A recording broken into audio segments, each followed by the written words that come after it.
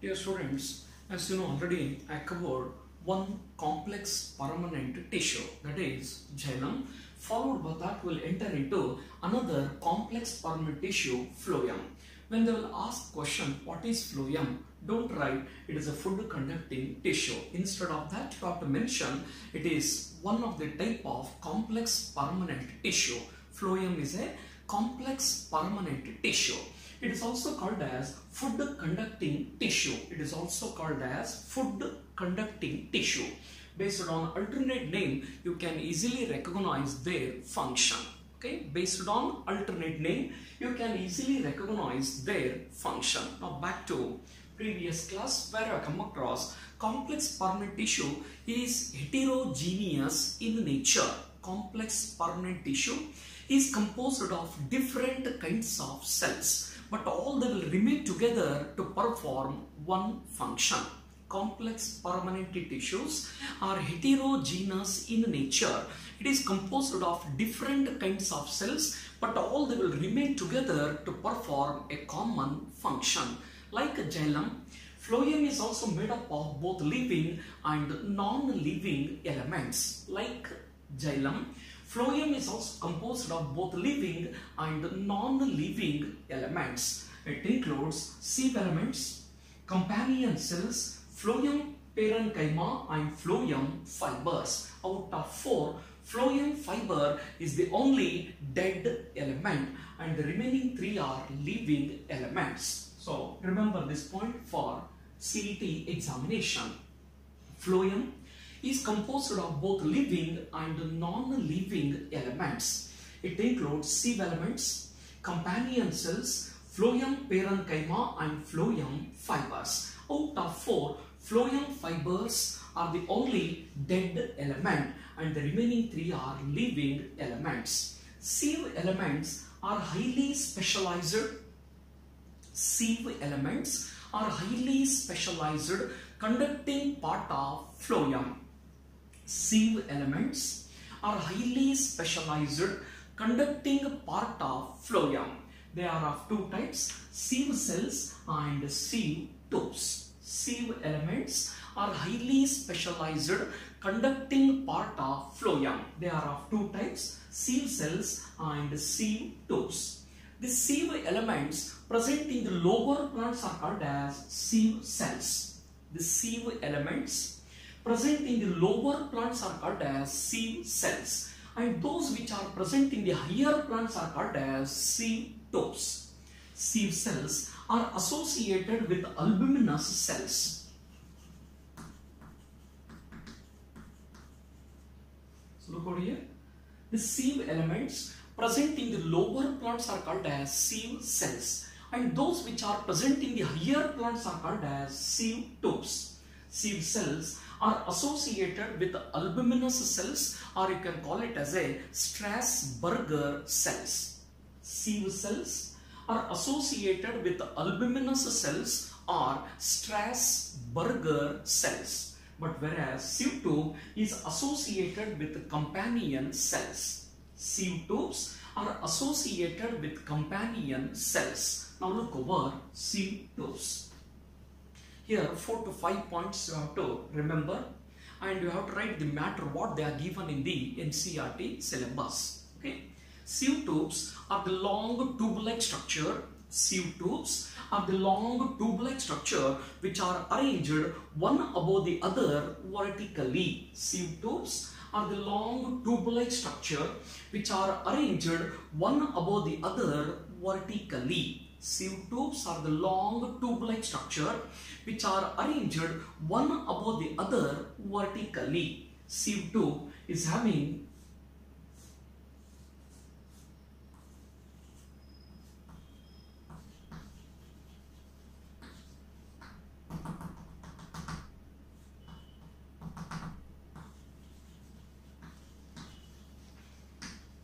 look over here. Sieve tube is having vacuolated cytoplasm, but they lack nucleus. Remember, for NEET purpose, NEET competitive exam purpose, sieve tubes are the long tube-like structure which are arranged one above the other vertically.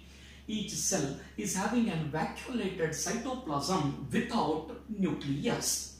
Due to presence of this vacuole, cytoplasm is pushed towards periphery. So please take care of this point. Each cell has its vacuolated cytoplasm without nucleus. Due to presence of this vacuole, cytoplasm is pushed towards periphery. When they will ask question, give an example for enucleated. Give an example for enucleated living cell.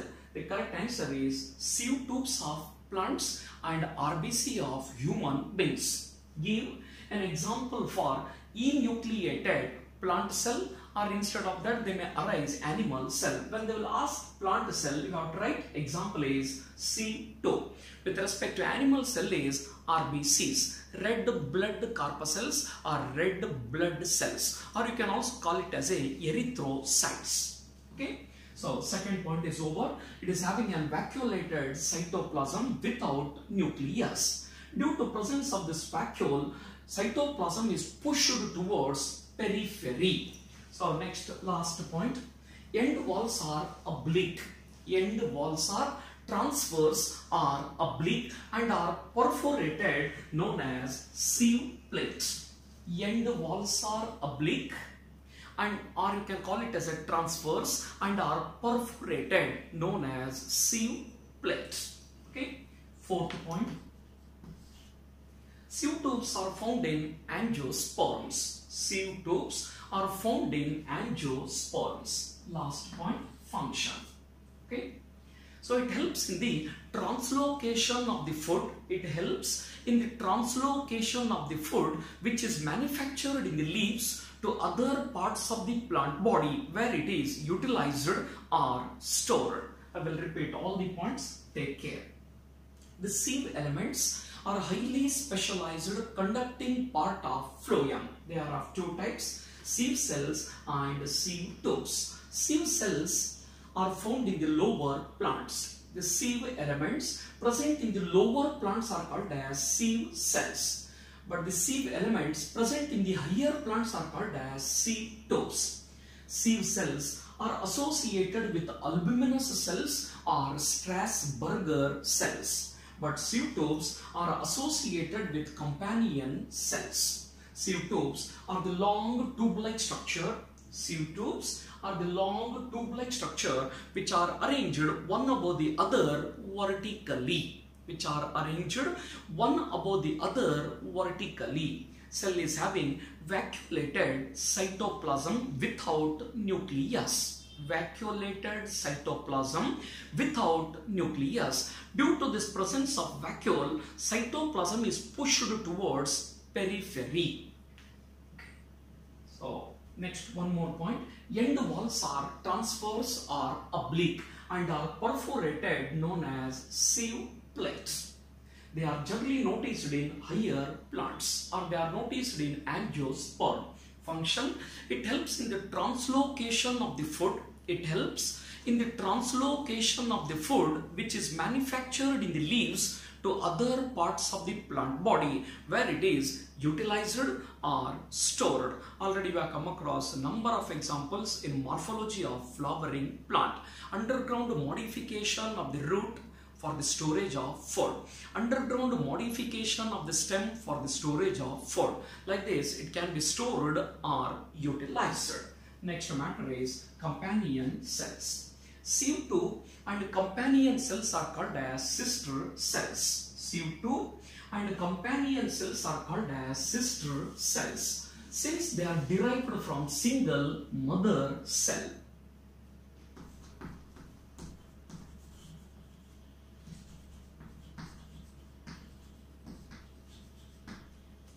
Sieve tube and companion cells are called as sister cells since they are derived from single mother cells. Sieve tube and companion cells are called as sister cells since they are derived from the single mother cells. They are thin-walled.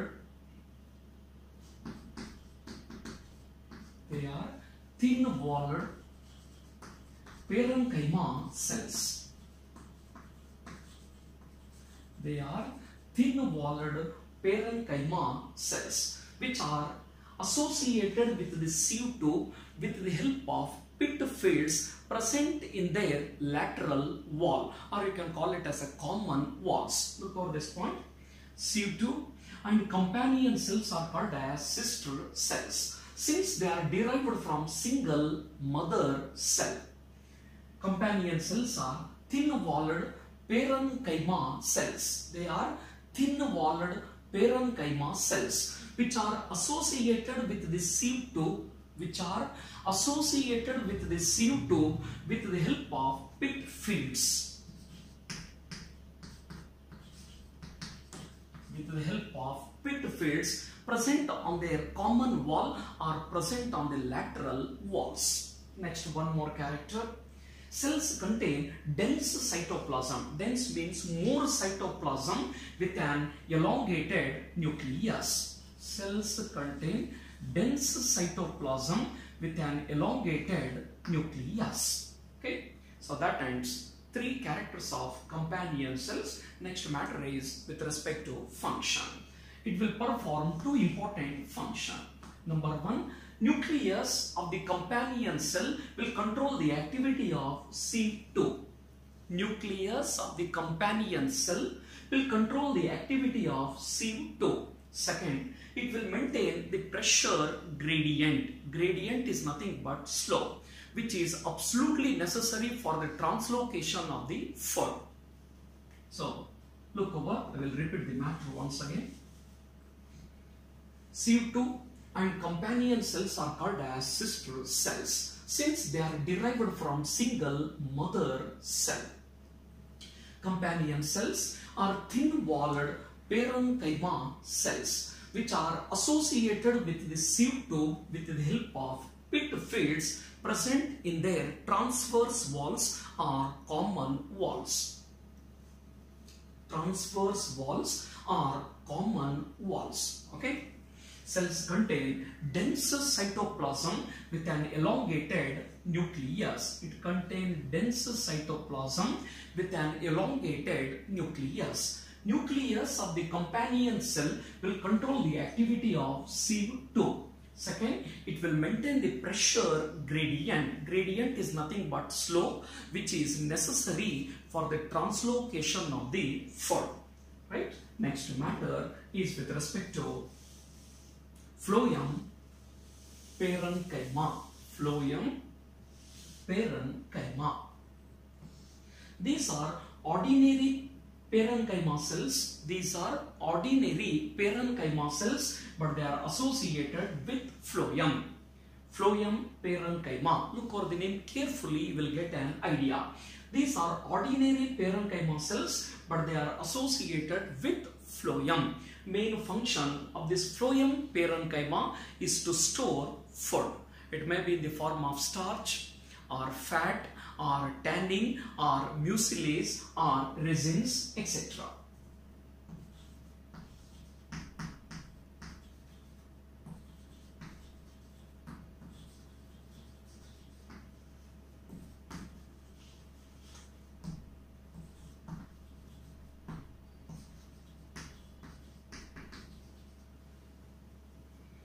Phloem Parenchyma. These are ordinary parenchyma cells which are associated with phloem. Main function of this Phloem Parenchyma is to store reserve food material. It is in the form of starch, fat, tannins, resin and mucilage. Remember this word mucilage. It is an hydrophilic substance. The substance which has got a great affinity towards water is called as hydrophilic substance. The substance which has got a great affinity towards water is called as hydrophilic substance. Okay.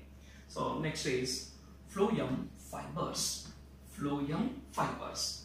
Fibers associated with phloem are called as phloem fibers. Fibers associated with phloem are called as phloem fibers. You know already, fiber is a dead element.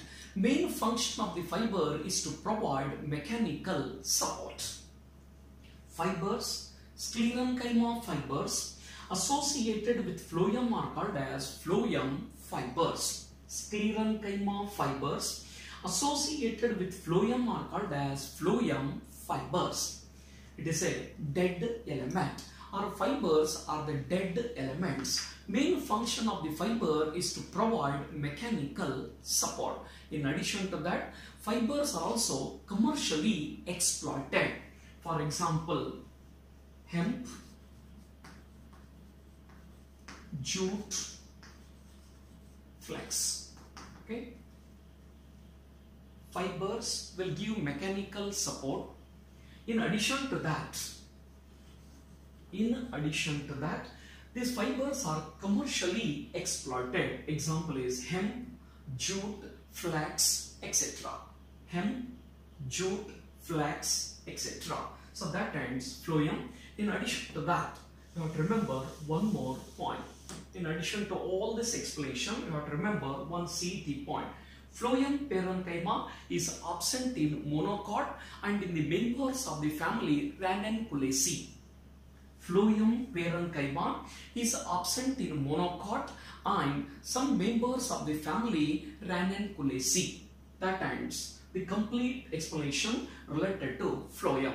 When they will ask this question for 5 marks, explain phloem. Figure will carry 2 marks and this explanation will carry 3 marks. Okay, when the question will arise for 5 marks, figure will carry 2 to 2.5 marks and explanation will carry 2 to 2.5 or 3 marks.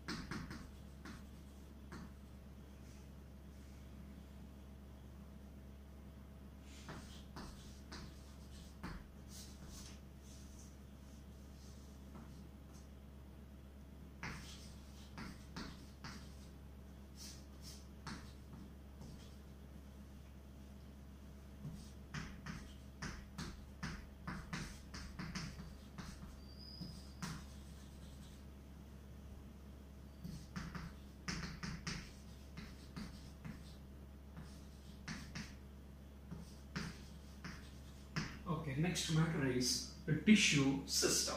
Okay, the tissue system. Collection of tissues, tissue system. The collection of tissues performing the same general function is called as tissue system. Collection of tissues performing the same general function is called as tissue system. They are classified into three types: epidermal tissue system, ground tissue system, and vascular tissue system. Look over here. Collection of tissues performing the same general function is called as tissue system.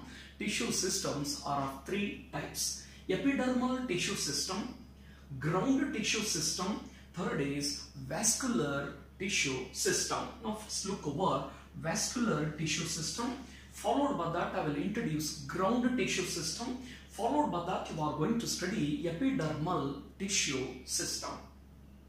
Vascular tissue system includes complex tissues. Complex tissues are nothing but xylem and phloem.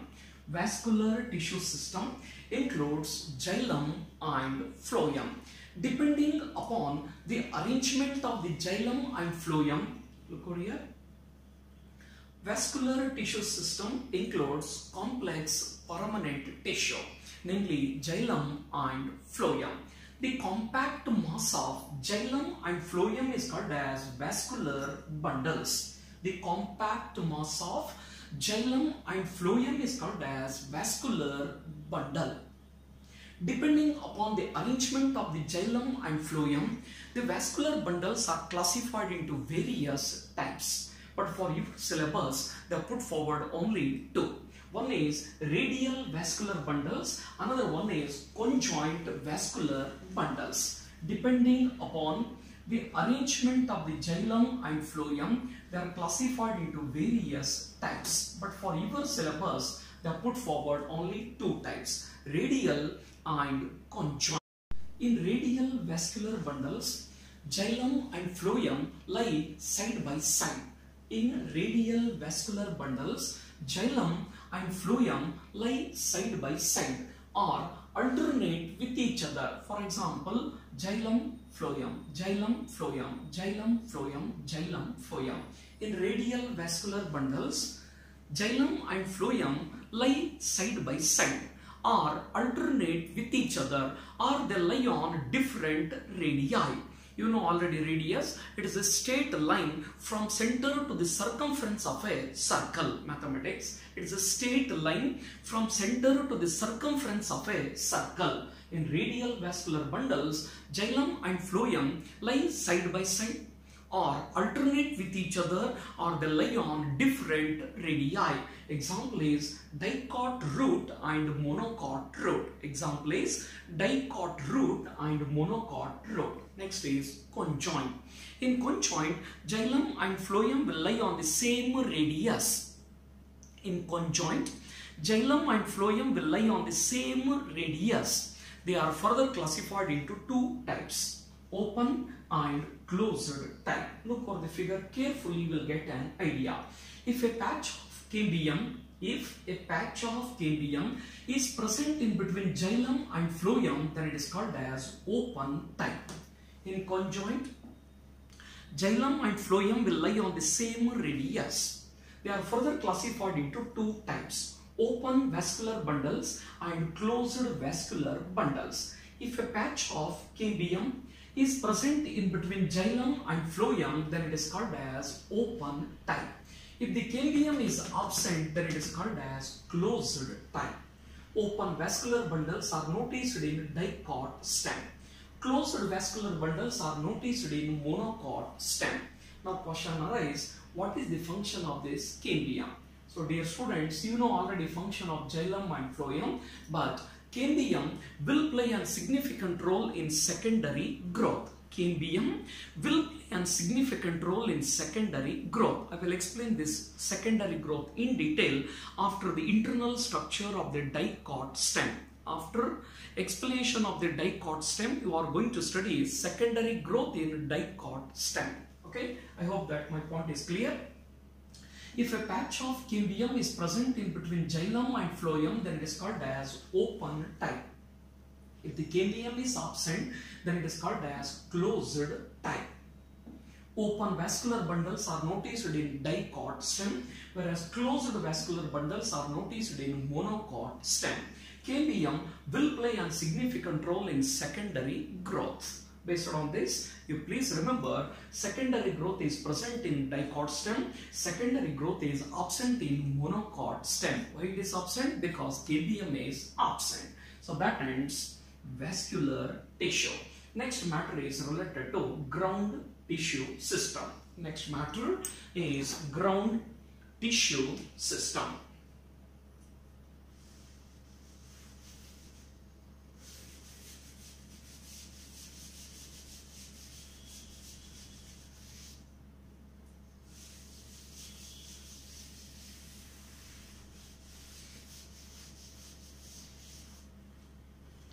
Ground tissue system is the bulk of the plant body. It is the bulk of the plant body.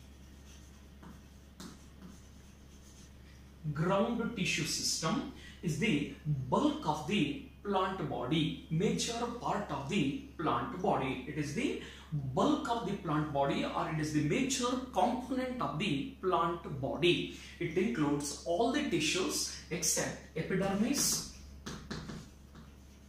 It includes all the tissues except the epidermis and vascular tissues.